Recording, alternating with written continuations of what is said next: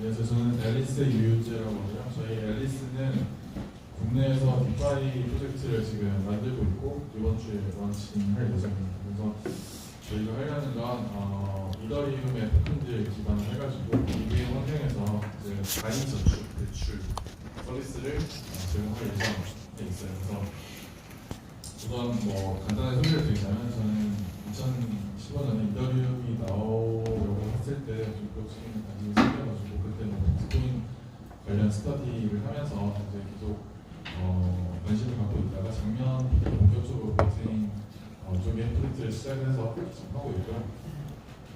이더리움 위에서 그러니까 이더리움이라는 플랫폼 자체가 탈중앙성을 지킨다는 그 원칙을 굉장히 잘 구축하고 있기 때문에 저희 입장에서는 그런 철학이나 잘 맞아서 이더리움 기반으로 대출과 저축 서비스를 제공하려고 하고 있습니다.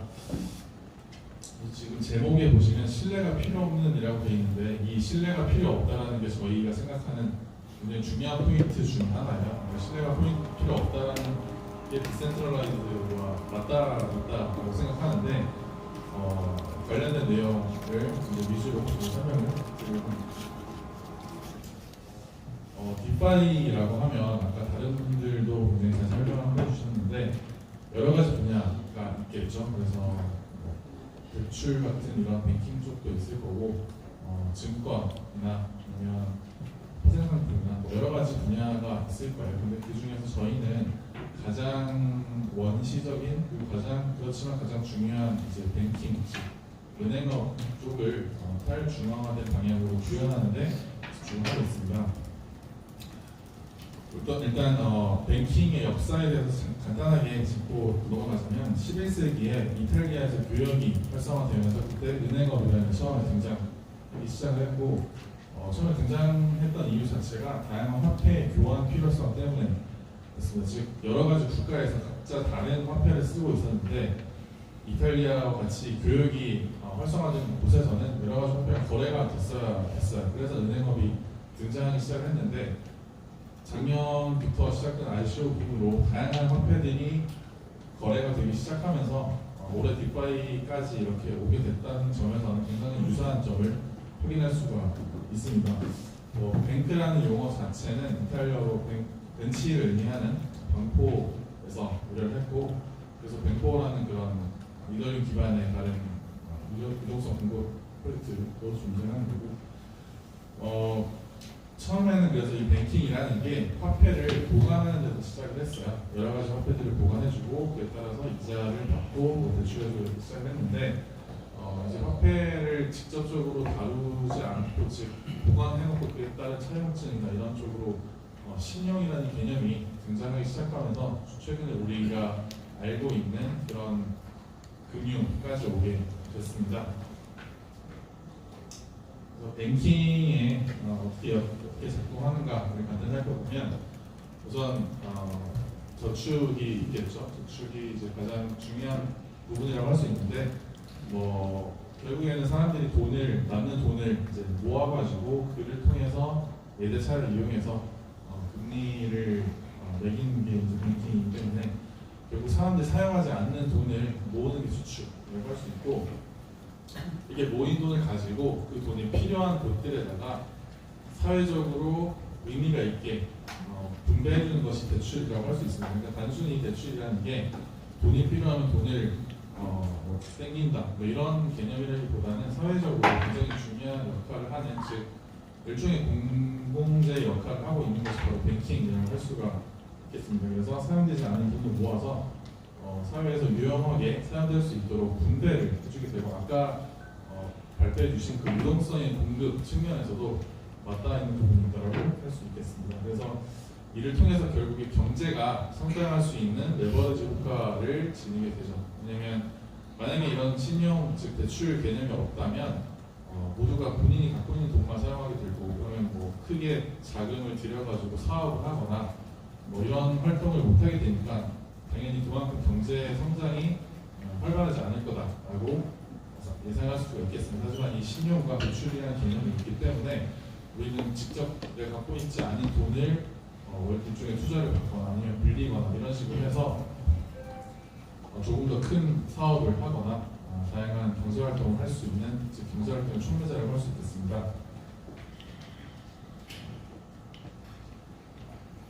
저희가 왜 굳이 이 뱅킹을 탈중앙하려고 했냐면 전통적인 일단 그러니까 세이빙이랑 론 두 개를 각각 살펴볼 텐데 전통적인 저축, 즉 은행들이 가지고 있는 저축에서 저희는 몇 가지 문제점들을 보게 됐어요. 일단 첫 번째는 다들 너무 잘 아시다시피 2008년부터 시작된 글로벌 경기 침체로 인해서 저축이라는 행위 자체가 좀 의미를 상실을 했다라고 볼 수가 있어요. 왜냐하면 70년대, 80년대 같은 경우에는 미국도 그렇고 우리나라도 굉장히 은행에서도 표준금리 10%, 20% 정도의 금리를 제공해줬으니까 이제 그를 통해서 차도 사고 저축을 통해서 집도 사고 이런 것들이 가능했는데 사실상 최근에는 저축을 통해서 돈을 불린다라는 게 불가능한 그런 시대가 됐죠.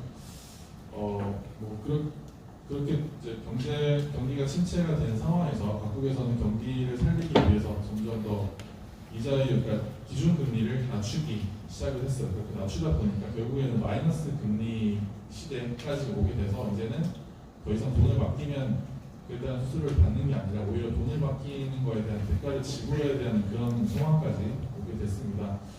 즉 한마디로 얘기하면 전통적인 저축은 더 이상 의미를 상실했다. 이제 저축을 통해서 내 집 마련을 하거나 그런 것들이 서민들에게는 불가능해졌다. 점점 더 빈부격차는 커질 것으로 예상이 되고 그 상황에서 점점 더 소외받는 계층들이 많아질 것이다라는 걸 저희는 문제점으로 생각을 했습니다. 그리고 이제 그 다음에 전통적인 대출 쪽에서 문제점, 저희가 지금 문제점들을 살펴보시면 우선 신용평가 제도의 불합리함이라고 되어 있는데 합리적이라고 생각하시는 분들도 있을 수가 있을 것 같아요. 국가에서 정한 거고 모두의 동의를 얻어서 정한 거라고 생각하실 수도 있는데 이더리움이나 이런 블록체인이 가져온 혁신 중에 하나는 일종의 중앙화된 누군가 통제하는 것이 아니라 이론이라면 플레이어는 누구나 참여를 해가지고 의사결정 과정에 참여할 수 있다라는 건데 사실상 소시민이 이런 신용평가 제도를 어떻게 결정하는지를 과정을 알고 그에 참여해가지고 본인들한테 조금이라도 유리한 방향으로 의사를 행할 수 있는 방법이 현실적으로는 없다라고 저희는 봤어요. 그래서 정부의 정책에 의해서 일방적으로 신용평가가 제도가 정해진다라는 거고 직접적으로 경험을 저는 개인적으로 했기 때문에 조금 더 문제점이라고 생각을 했는데 저는 이제 여러 번의 창업을 하면서 일종의 대출이라든지 이런 식으로 좀 그런 금융을 많이 활용을 했습니다. 그렇게 말하고 활용을 하고 나쁘게 말하면 이제 신용등급이 낮아진 거죠. 근데 낮아지면 낮아질수록 점점 더 좋은 돈을 빌리기는 힘들어지고 더 악조건이 반복이 되는 상황을 직접적으로 제가 개인적으로 경험을 했습니다. 그래서 이게 정말 건전한 금융이 이루어지려면 그렇게 낮은 계층에 위치한 사람들도 구제를 받을 수 있어야 되고 어쩌면 동등한 조건에서 경쟁할 수 있어야 되는데 점점 더 불리한 조건으로 빠질 수밖에 없는, 즉 구조적으로 약한 사람은 더 약해질 수밖에 없는 그런 것들을 경험하면서 신용평가 제도의 불합리함에 대해서 생각을 해보게 됐었고, 그 다음에 이제 은행들의 단기 수익 추구라고 되어 있는데 우리나라면 은행, 해외는 이제 인베스트먼트 뱅크라고 해서 금융회사들이 있는 거죠. 그들이 점점 더 월가에서 점점 더 복잡한 금융 상품들을 제공하면서 일반 서민들은